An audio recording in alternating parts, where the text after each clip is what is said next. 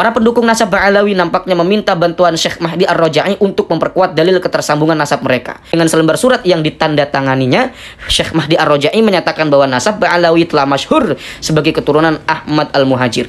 Surat itu ditandatangani pada 15 Ramadan beberapa hari yang lalu. Penetapan yang tanpa dalil sama sekali atau sama saja bukan penetapan, hanya pendapat yang layak diabaikan. Yang layak diabaikan ya. Yang kita butuhkan adalah dalil, bukan pendapat pribadi.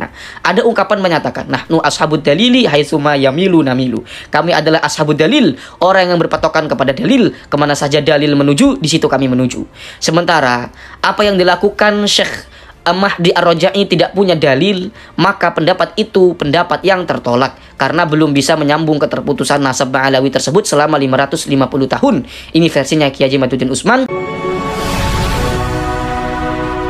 Pertama, penulis akan menanggapi tentang video ketua NA. Yang disampaikan ketua NA tersebut relatif sama dengan yang disebut Habib Hanif Alatos.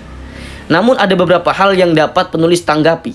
Di antaranya, ketua NA menyatakan bahwa penulisan nasab Ba'alawi sudah berlangsung sejak masa Syekh Salim bin Basri, yaitu abad ke-7, awal-awal abad ke-7, tahun 604 Hijriah. Syekh Salim Al-Basri menurut ketua NA adalah Salim bin Basri bin Abdullah bin Basri bin Ubaidillah bin Ahmad bin Isa dari internal keluarga Ba'alawi. Nah, ada catatan keluarga internal Ba'alawi. Yang kemudian kalau kita lihat bagaimana tulisan-tulisan Kiai Haji Madzuddin Utsman, beliau ini, penulis ini atau Kiai Haji Madzuddin Utsman ini banyak sekali menemukan tokoh-tokoh internal Ba'alawi itu yang tahqiqnya itu bermasalah. Menurut ketua NA, Syekh Alim bin Basri menulis sebuah kitab nasab bernama Asy-Syajarah Al-Kubra.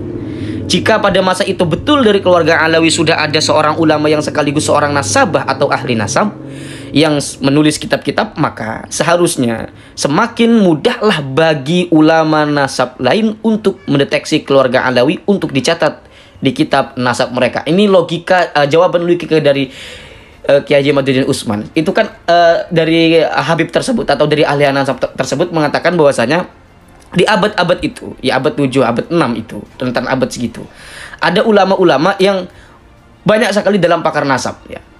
Justru dibalik oleh Kiai Haji Madzuddin Utsman, kalau banyak ahli nasab di era itu, seharusnya lebih mudah lagi untuk mengakses Ba'alawi ini. Kok yang terjadi malah sebaliknya, kira-kira begitu. Nah, namun nyatanya pada abad ke-6 dan abad ke-7, artinya kisaran abad 700, abad 800 Hijriah, nasab keluarga Ba'alawi tidak tercatat dalam kitab-kitab yang mencatat keturunan Nabi Muhammad SAW. Dan nama Syekh Salim Al-Basri maksudnya adalah nama yang majhul, nama yang tidak diketahui atau tidak dikenal. Nah, ini seperti yang saya katakan tadi kan begitu. Dalam kalangan ulama nasab pada masa itu. Nah, kitab Tabaqatun Nasabin, yaitu kitab-kitab yang memuat para ahli nasab sepanjang zaman, karya Abu Bakar Az-Zaid, pun itu tidak menyebut nama Syekh Salim Al-Basri sebagai salah seorang ahli nasab yang mempunyai kitab. Nah, ini berarti Kiai Haji Madzuddin Utsman ini dalam hal ini memang sangat kompeten ya, dalam soal nasab dan dalam soal tarikh. Wabil khusus tarikh-tarikh tentang para ahli nasab. Beliau ini kalau saya bacakan dari bagaimana beliau menulis tentang kelenturan berbahasanya ini, beliau sudah sangat sudah sangat menguasai. Begitu ya. Lalu dari mana kita dapat mengkonfirmasi bahwa benar Syekh Salim Al-Basri ini pernah menulis sebuah kitab yang berjudul Asy-Syajaratul Kubra? Penulis meyakini berdasarkan data-data ilmiah bahwa penisbatan keluarga Alawi kepada Nabi Muhammad SAW dimulai sejak Habib Ali As-Sakron. Ini yang sering berulang-ulang saya sebutkan. Ya, penisbatan nama Ubaidillah ini baru terjadi kepada eranya Habib Ali As-Sakron, hasil interpretasinya beliau Habib Ali As-Sakron kepada kitabnya Al-Jundi. Ya, di mana kitabnya Al-Jundi ini kitab yang ada pada abad ke-8, tahun 700-an. Nah, kemudian Al-Jundi ini menyebut nama Abdullah yang kemudian itu diinterpretasi oleh Habib Ali As-Sakron ini sebagai Ubaidillah. Nah, pertama kalilah di situ ya, nama Ubaidillah dikenal. Jika betul Syekh Salim Al-Basri ini merupakan kitab pada tahun 590 Hijriah seperti yang disebutkan ketua NA, pertanyaannya kenapa Habib Ali As-Sakron tidak menyebutkannya? Mengapa justru yang dijadikan rujukan Habib Ali As-Sakron adalah kitab Al-Jundi? Ini pertanyaan yang masuk akal.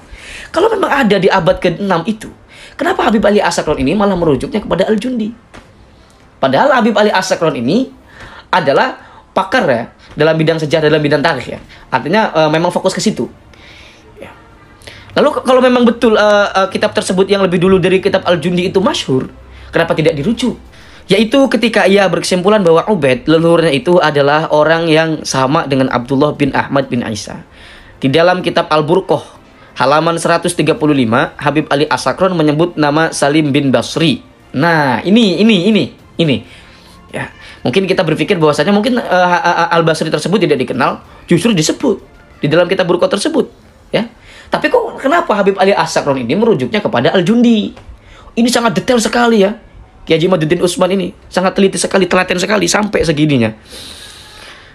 Tetapi ia tidak menyebutkan bahwa Salim bin Basri mempunyai kitab nasab.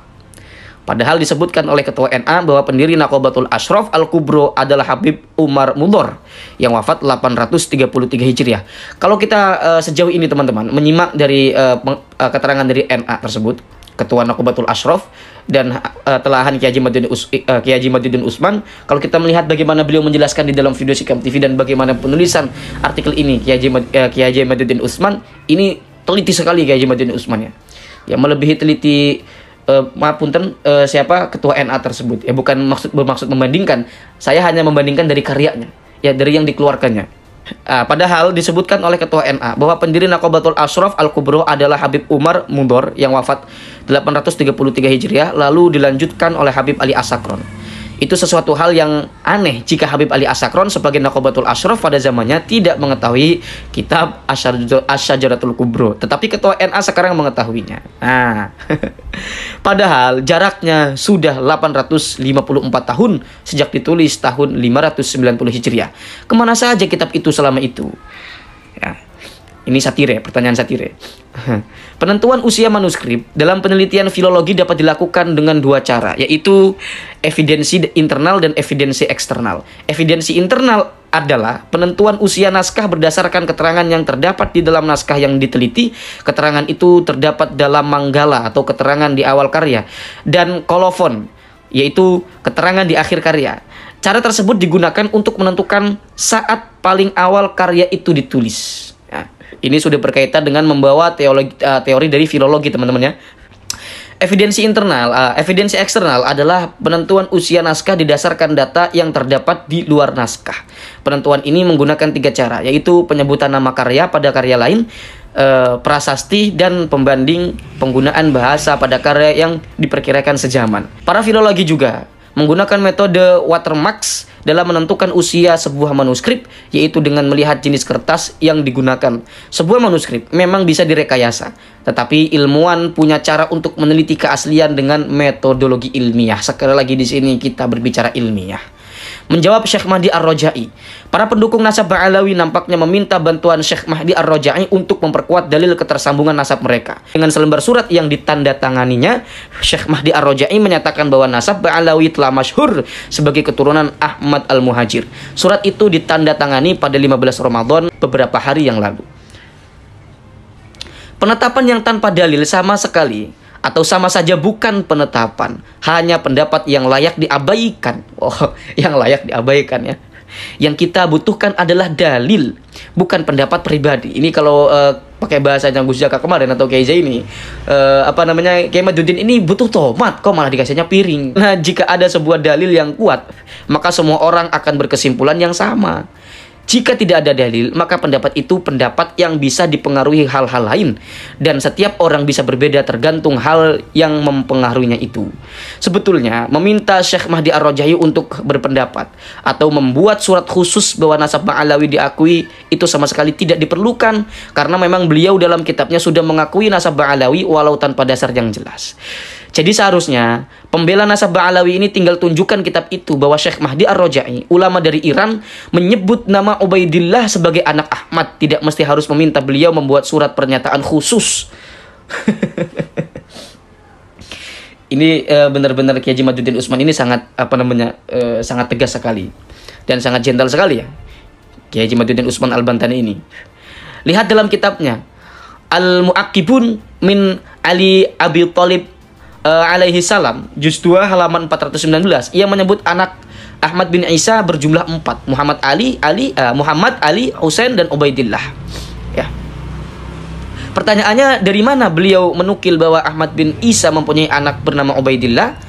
Jika dari kitab, lalu kitabnya apa? Kitabnya namanya kitab apa? Jika dari selain kitab, lalu alasannya apa? Beliau tidak menjelaskan secara rinci.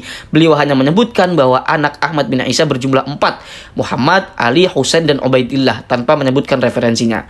Ada ungkapan menyatakan, nahnu ashabud dalili haitsuma yamilu namilu. Kami adalah ashabud dalil, orang yang berpatokan kepada dalil, kemana saja dalil menuju, di situ kami menuju. Sementara apa yang dilakukan Syekh Mahdi Ar-Raja'i tidak punya dalil, maka pendapat itu pendapat yang tertolak karena belum bisa menyambung keterputusan nasab Ba'alawi tersebut selama 550 tahun. Ini versinya Kiai Haji Imaduddin Utsman. Kalau menggunakan versinya salah satu website resmi di dalam Yaman itu, website Yaman itu terputus selama 700 tahun karena kitab yang dirujuk di dalam website tersebut adalah kitab Tuhfatut Thalib, di mana ini lebih akhir daripada kitab yang digunakan atau yang dijadikan rujukan Kiai Haji Imaduddin Utsman, kitab As-Suluk, ya. Namun penyebutan Syekh Mahdi Ar-Raja'i bahwa Ubaidillah sebagai anak Ahmad mempunyai hikmah, yaitu hilangnya keraguan akan keabsahan Asy-Syajarah Al-Mubarakah. Kenapa? Ini satir ya. Kiai Haji Imaduddin Utsman ini satir, ahli satir, menyindir ya. Karena kitab tersebut ditahqiq oleh Syekh Mahdi Ar-Raja'i. Sebetulnya pentahqiqan kitab itu dipermasalahkan. Dianggap penisbatan Imam Fakhrur Razi sebagai pengarang kitab tersebut hanya ulah oknum pentahqiq yang berideologi Syiah yang membenci keluarga Ba'alawi yang Sunni.